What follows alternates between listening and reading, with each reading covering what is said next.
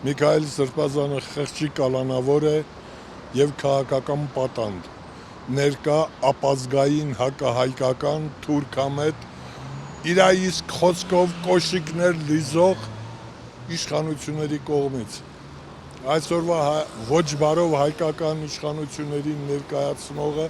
Հայաստան պետությունը աշխարհին ներկայացնողը քաղաքական խեղկատակը, երկրորդ նախագահի խոսքերով աշխարհաքաղաքական գոքորը, գիքորը, դա նրա որոշումն է, մեղադրել դատավորին կամ դատախազին տեղին չի։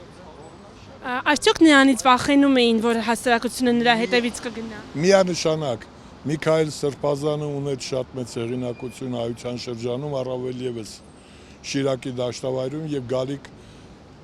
ընտրություններում նա անպայման իր խոսքը կունենար վճռորոշ նշանակություն, դրա համար էլ իրեն լռեցրեցին։